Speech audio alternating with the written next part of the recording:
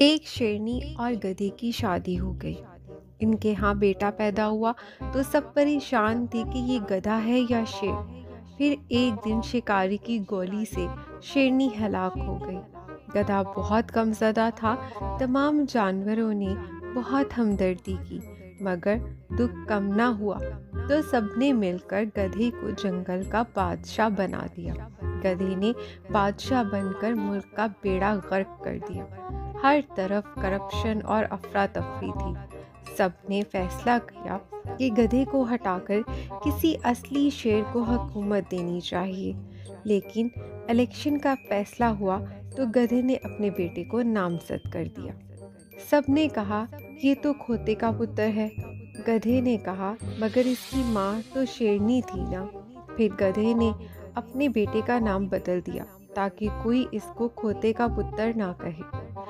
एक गधा जो जबरदस्ती बादशाह बनने वाले शेर का मुंह बोला बेटा था, और शेर की मौत के बाद गधा जंगल का बादशाह बन गया और अपने छोटे भाई को जंगल का एक हिस्सा दे दिया। लेकिन गधा तो गधा ही होता है। गधे ने जंगल के वसाइल को लूटना और जाया करना शुरू कर दिया। दोनों भाइयों ने मिलकर जंगल को खूब लूटा, लेकिन उन्होंने जंगल में जानवरों के लिए गुजरगाहें बहुत बनवाई थी। इसीलिए जंगल के जानवर हर बार इन्हें अपना बादशाह बना लेते थे।